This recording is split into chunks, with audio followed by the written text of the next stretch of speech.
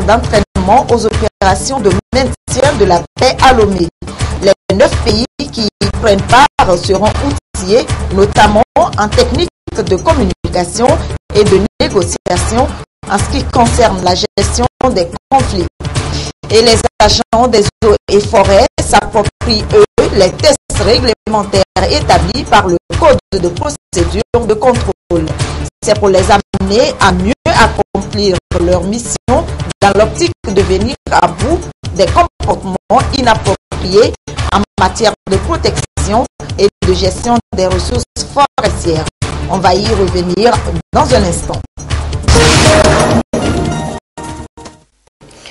Voilà pour les titres du 20h de ce lundi. Bonsoir à toutes et à tous.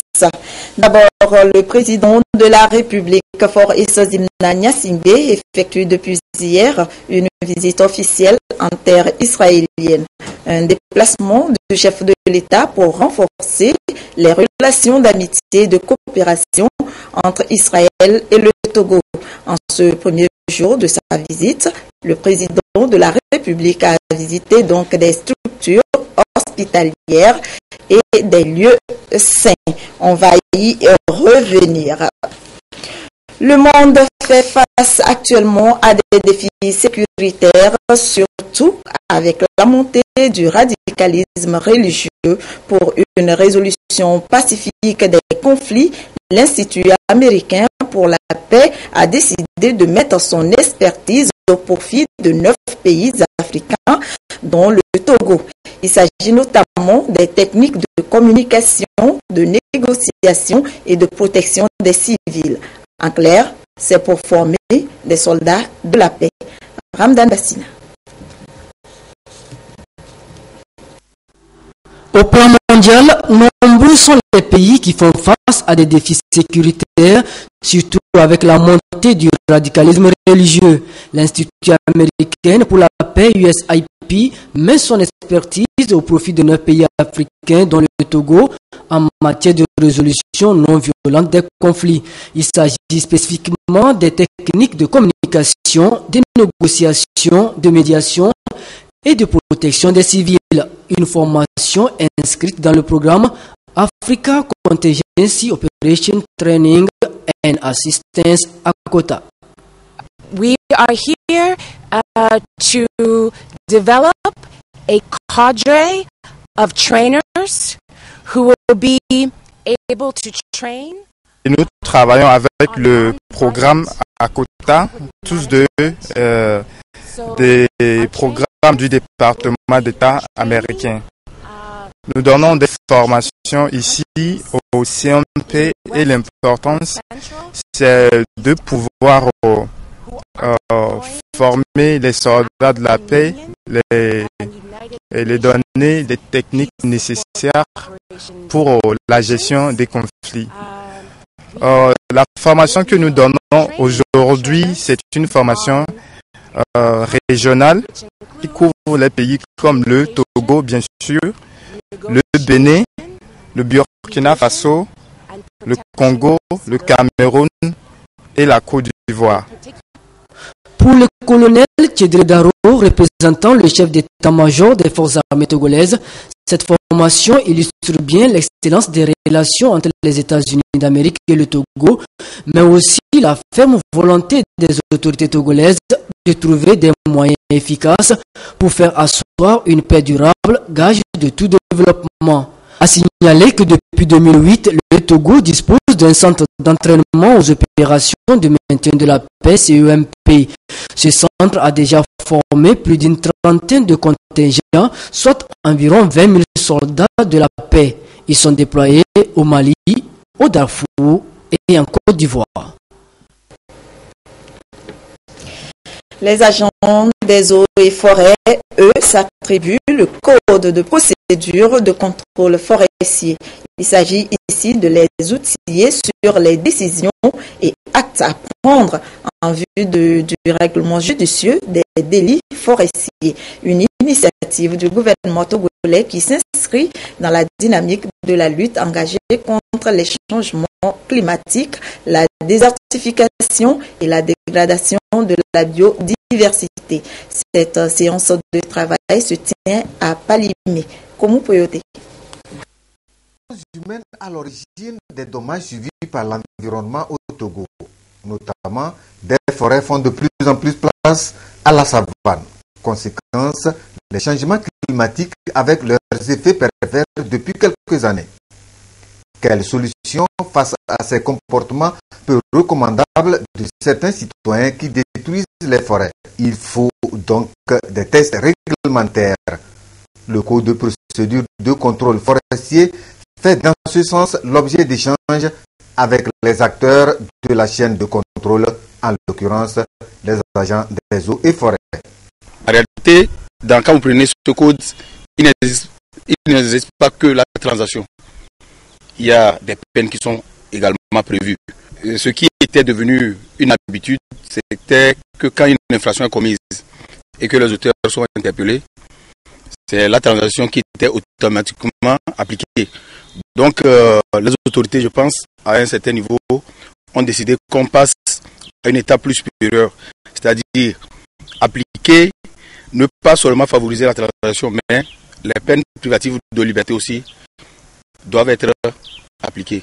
Une fois que le programme est bancable, c'est avec plaisir que nous, les partenaires, notamment la Banque mondiale, sommes contents d'accompagner le gouvernement. C'est donc une démarche des autorités togolaises qui font de la gestion durable des forêts l'une des priorités dans les efforts de promotion de l'emploi et de lutte contre l'insécurité alimentaire.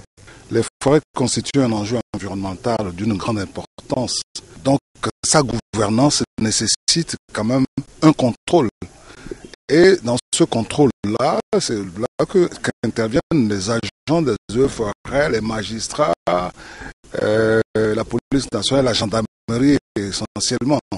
Et il faut qu'ils se familiarisent avec les procédures pour que quand ils engagent les procédures, cela soit fait dans les règles de l'art.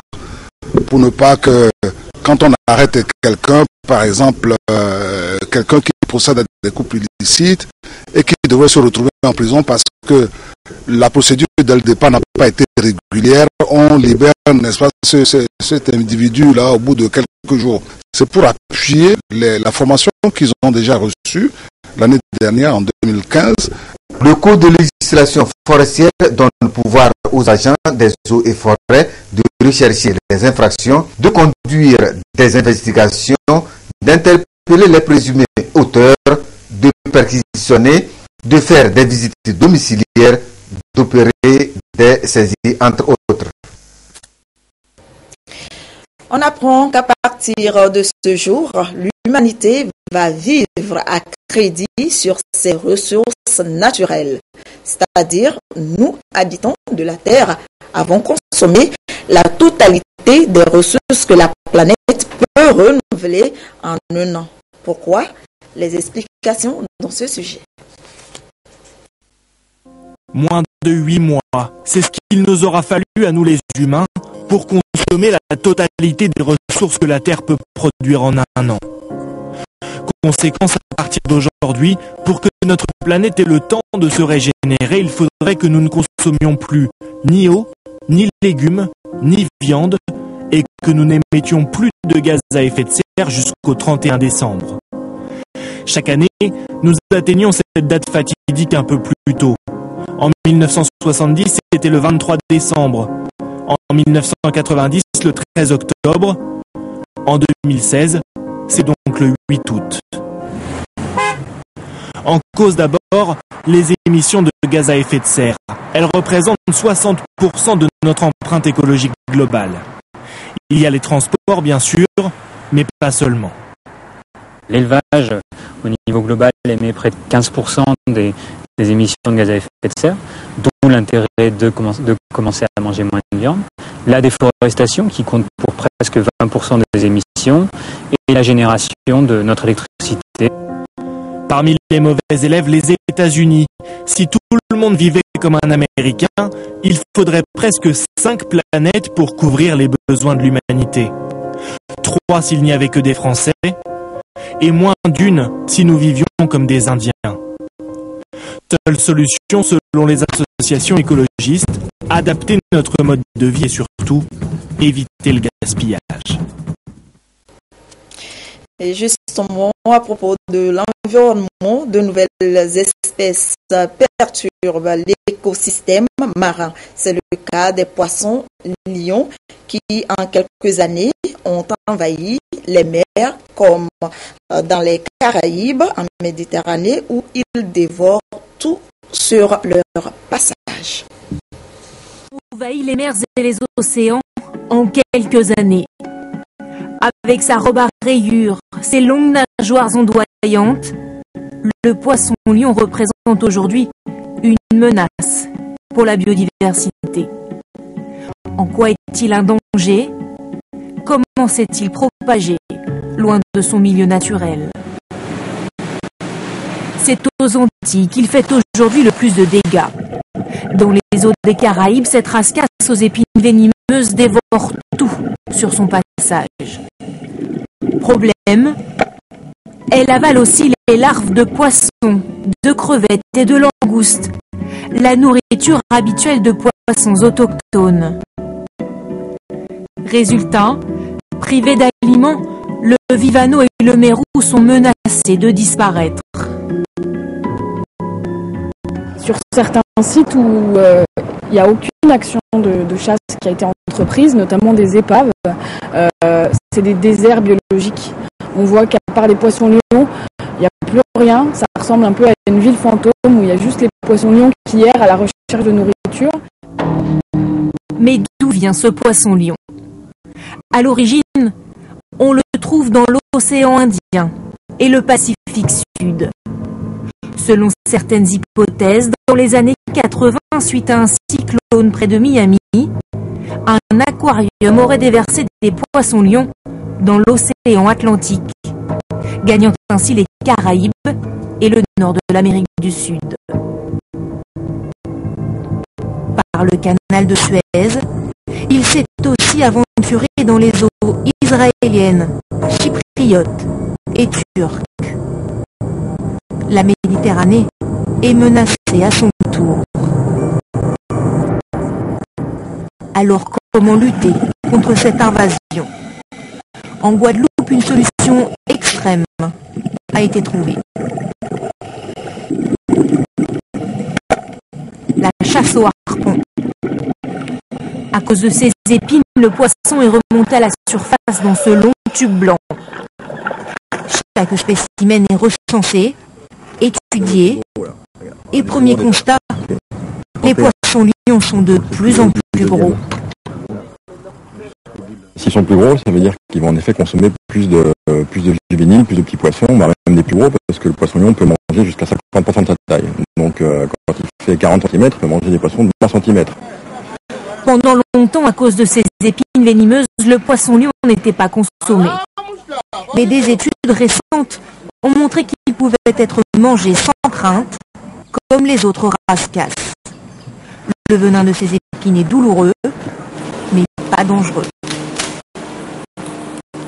Il faut seulement enlever les épines, couper les épines. Ouais, je la manipule sans les gants. Désormais, le poisson-lion est au menu de nombreux restaurants aux Antilles. Les scientifiques espèrent que la chasse et la consommation de cet envahisseur aidera à réduire la menace qu'il fait peser sur la biodiversité. La nouvelle politique agricole avec la mise en œuvre du PNIASA, programme d'investissement agricole et de sécurité alimentaire qui a permis au Togo d'accroître sa productivité, améliorant ainsi les performances du secteur. Ces succès ont surtout permis de garantir une sécurité alimentaire aux populations et de créer des emplois. Et le gouvernement togolais mise sur l'agriculture pour amorcer l'émergence économique du pays, axée sur l'accélération de la croissance, la modernisation, la transformation et l'ouverture vers les marchés extérieurs. Voyons ce qui est concrètement fait pour baliser la voie à l'essor des industries de transformation dans ce dossier réalisé par Aimé Abalou. La mise en œuvre du PNIASA, Programme d'investissement agricole et de sécurité alimentaire sur la période 2010-2015, a permis au Togo de battre des records agricoles sans précédent, améliorant ainsi les performances du secteur en assurant aux agriculteurs un mieux-être. Ces succès agricoles ont surtout permis de garantir une sécurité alimentaire aux populations et de créer des emplois. Mais la stabilité agricole est un défi permanent et le gouvernement mise sur l'agriculture pour amorcer l'émergence économique du pays. D'où une nouvelle approche, une vision plus ambitieuse, incarnée par la nouvelle politique agricole 2016-2030, stratégie encore plus ambitieuse, axée sur l'accélération de la croissance, la modernisation, la transformation et l'ouverture vers les marchés extérieurs. La mécanisation de l'agriculture devra baliser la voie à l'essor des industries de transformation, l'émergence des PME, PMI et même de très petites entreprises. Ceci devra s'appuyer indubitablement sur l'amélioration du circuit des intrants, la sécurisation du foncier, l'inclusion sociale, la prévention et l'atténuation des effets des changements climatiques, l'amélioration soutenue de la gouvernance du secteur. À l'horizon 2030, il est surtout attendu l'exécution d'un vaste programme d'agropôles couplé de développement d'infrastructures, pistes rurales, eau potable, centres de santé, énergie, reliés à des postes de développement d'agrobusiness. Les agropôles visent à structurer autour d'un projet agricole une organisation opérationnelle constituée de plusieurs leviers permettant de relever le niveau de vie des populations. Coût total du projet, 3 800 milliards de francs CFA. Apport attendu de l'État, 56%. Les 44% restants seront comblés par les capitaux privés à travers un mécanisme incitatif de PPP, partenariat public-privé. Le dispositif reste ouvert aux autres partenaires, organisations paysannes, entités déconcentrées, sociétés civiles, partenaires techniques et financiers. D'ailleurs, la phase pilote de 2016-2017 recevra un appui constant de la BAD. Des risques existent certes, ils concernent essentiellement les fluctuations du cours des produits de rente, les facteurs environnementaux et la mauvaise organisation dans certaines filières. Mais l'État tient bon et maintient le cap.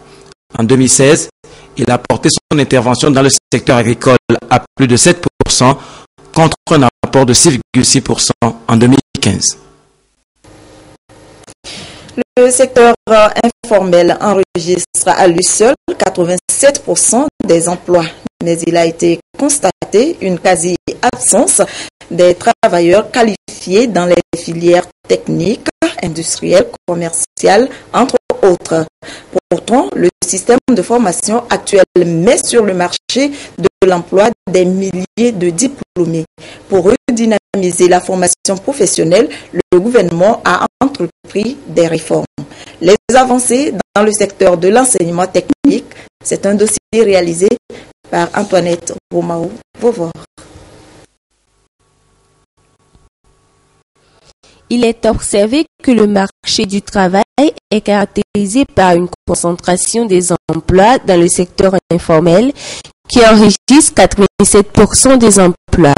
Mais le constat est tel qu'on remarque une quasi-absence de travailleurs qualifiés dans les filières techniques, industrielles, commerciales, ingénierie mécanique, alors que le système de formation produit des milliers de diplômes. Ces dernières années, le gouvernement togolais a entrepris des réformes pour redynamiser la formation professionnelle. Des établissements ont été créés et qui ont permis d'accroître la capacité d'accueil de tous les jeunes qui veulent se former. Il faut noter aussi la création de nouvelles structures, telles que le centre de formation aux métiers industriels. Nous voulons citer par exemple le partenariat que nous avons pu établir entre les structures publiques, entre les structures publiques et le monde du travail avec le secteur privé. Alors, nous l'appelons partenariat public-privé qui nous permet de fonctionner ensemble et de voir quelles sont les exigences que les professions voudraient que nous introduisions dans notre manière de former les jeunes qui viennent à nous.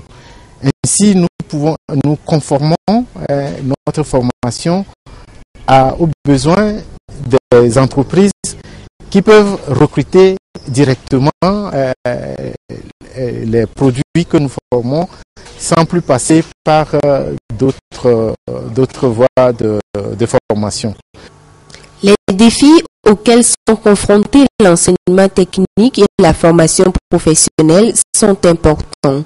L'engagement et la volonté du gouvernement à relever ces défis sont perceptibles sur le terrain.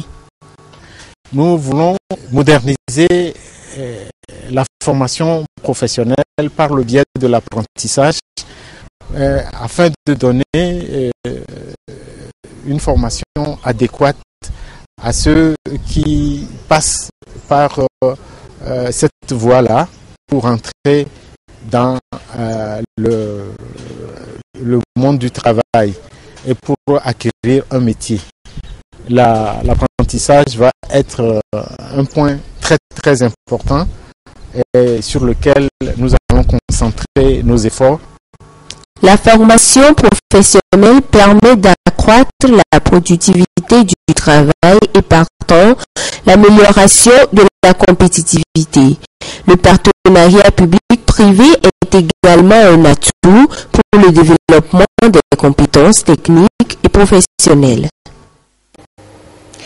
L'artisanat, l'un des secteurs pourvoyeurs d'emplois qui suscite de plus en plus d'engouement. Il occupe près de 60% des activités de base de la population togolaise. Sa contribution au PIB est de l'ordre de 18%. Et l'État ne cesse de mener des actions en faveur des artisans. Mais des défis restent encore à relever pour l'épanouissement total de ces derniers. Artisanat et innovation dans le secteur, un dossier signé Augustin Kossi et Christine Petit-Kialoude. C'est un des secteurs porteurs et pourvoyeurs d'emplois qui suscite de plus en plus d'engouement au Togo, l'artisanat. Il occupe près de 60% des activités de base de la population togolaise et absorbe environ 40% de la jeunesse. Sa contribution au PIB du pays est de l'ordre de 18%. L'État y consacre des actions édifiantes en faveur des artisans. ABSEF, accès des pauvres aux services financiers, le tout premier produit de la finance inclusive, et ACEF, accès des jeunes aux services financiers, ont été mis en place pour accroître la productivité des jeunes artisans. Ils ont permis aux artisans d'avoir des prêts jusqu'à 300 000 francs CFA.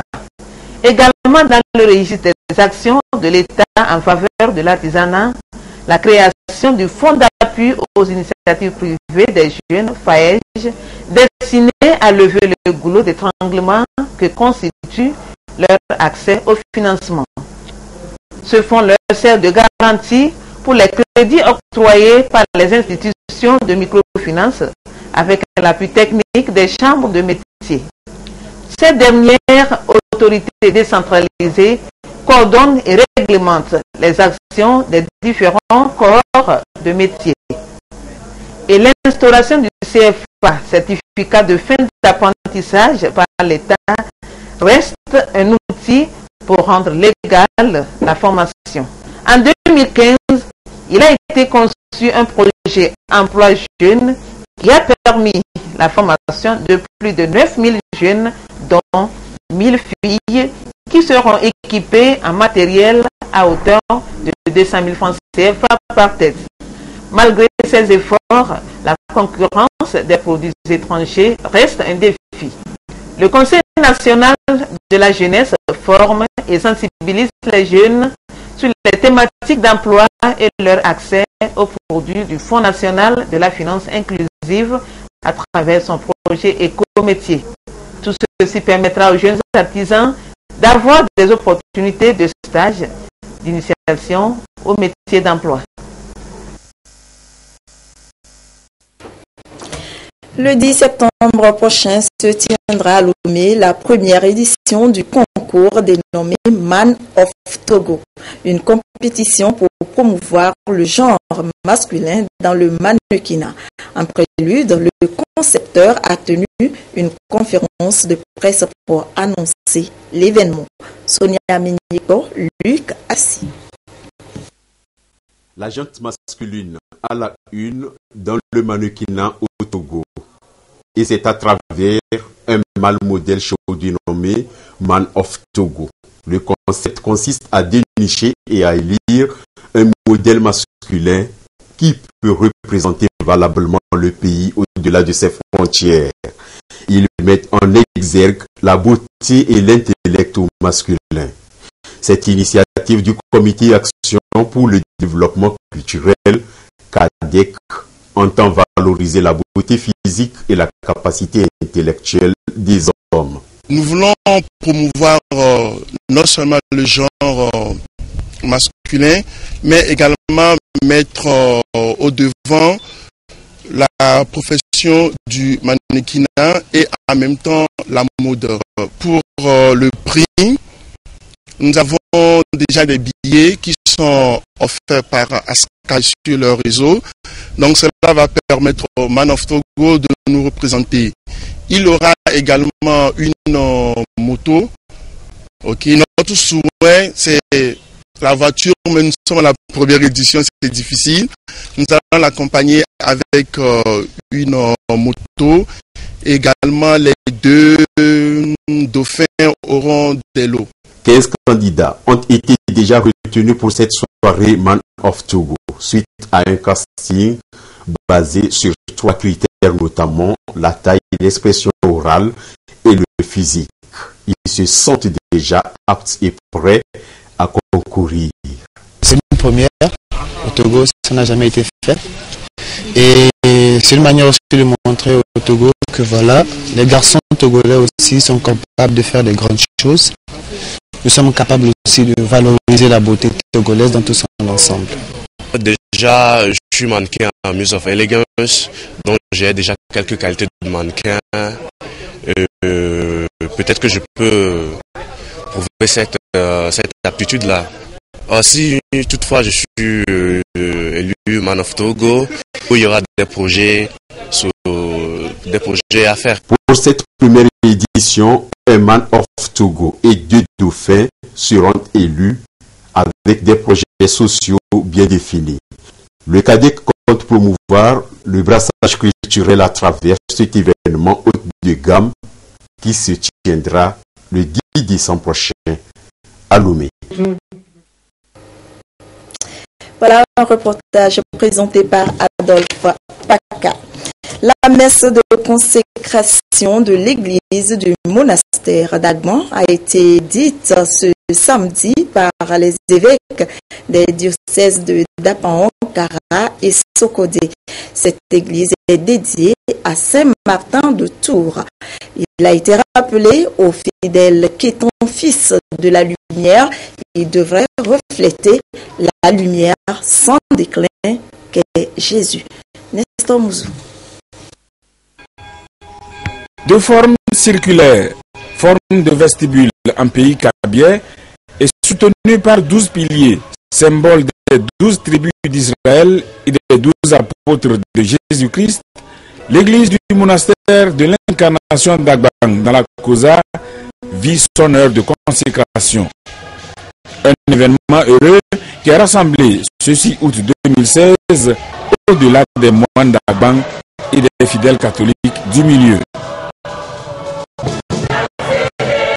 La messe a été concélébrée par 3 évêques. Jacques Agni Lunda du diocèse de Dapaon, Célestin Marie Gawa de Sokodé et Jacques Dankalonga de celui de Kara. Des prélats sont aussi arrivés de la Côte d'Ivoire, de la Corée du Sud et d'Allemagne. La construction de cette église s'est imposée au fur et à mesure de la vie du monastère. La chapelle dont il disposait s'est vite révélée trop petite au regard de l'affluence les jours de messe. Affluence due à l'influence produite par le monastère dans son environnement. Comme toutes les églises, celle du monastère d'Agbang porte un nom. Elle est dédiée à Saint Martin de Tours. Saint Martin de Tours était d'abord un officier, puis un moine, et qui s'est donné vraiment au Christ et après qui a été élu évêque par le peuple. Et en le choisissant, déjà notre Père Saint Benoît avait construit une église qu'il avait dédiée à Saint Martin de Tours. Et aujourd'hui, nous aussi, nous dédions l'église, notre église à Saint Martin de Tours pour que nous puissions vivre de la prière, mais en même temps de la mission que Dieu nous donne de pouvoir vivre avec nos frères les hommes. Coïncidence, cette messe de consécration est célébrée le jour de la fête de la transfiguration de Jésus-Christ.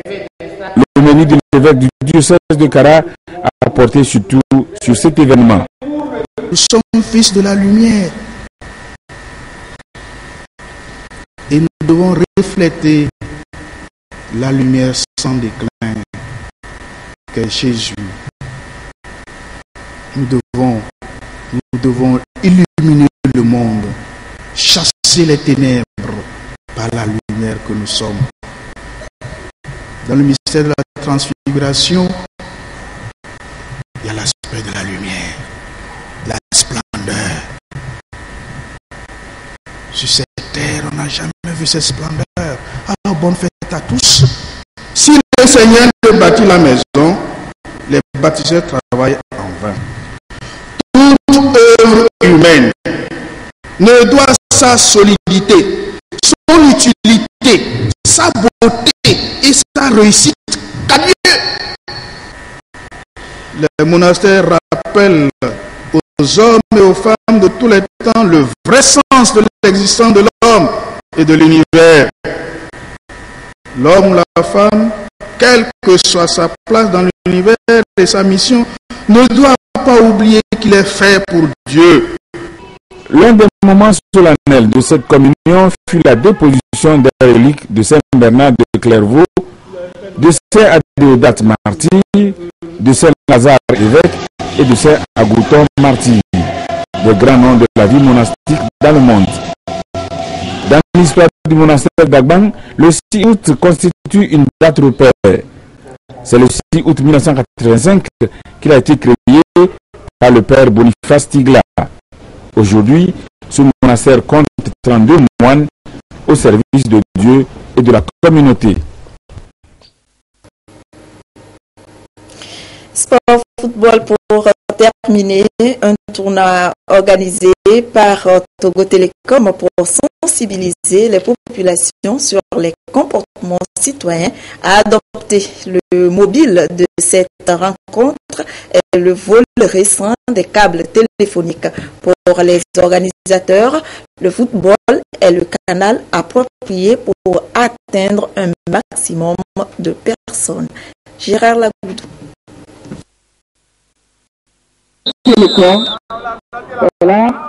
C'est autour de ce tournoi de football que la population du canton de Baguida a été sensibilisée sur la nécessité de respecter les biens tant publics que privés qui contribuent au développement du pays, vu que Togo Télécom est souvent victime de vols de câbles téléphoniques. On assiste à une recrudescence de vol de ces câbles. Et quand ces câbles sont volés, ceux qui se livrent à ces actes les coupent, ensuite les volent et du coup privent nos clients, les populations togolaises de nos services, notamment le service téléphonique, le service internet.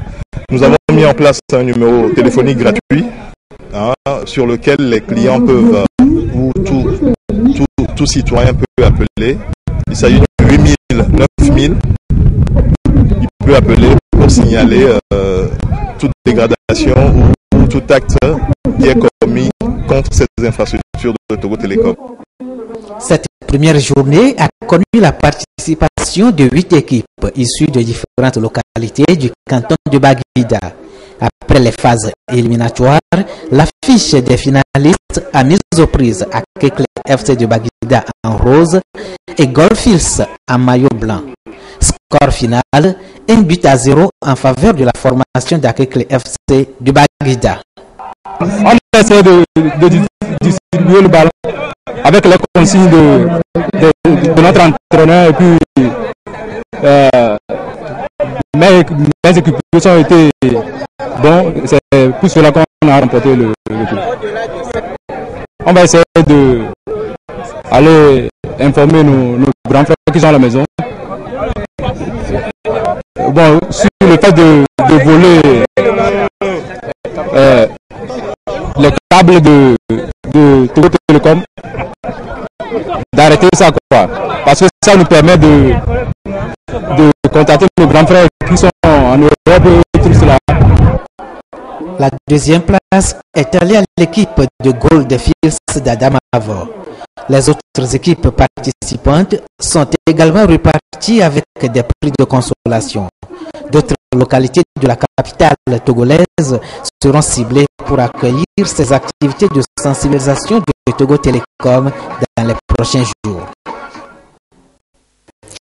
Le président de la République For Esozimna Nyasimbe effectue depuis hier une visite officielle en terre israélienne. Un déplacement du chef de l'État pour renforcer les relations d'amitié et de coopération entre Israël et le Togo. Et en ce premier jour de sa visite, le président de la République a visité des structures hospitalières et des lieux saints. Et comme vous le voyez sur les images, on va y revenir dans nos prochaines éditions. Et c'est tout pour ce journal. Merci de nous avoir prêté attention.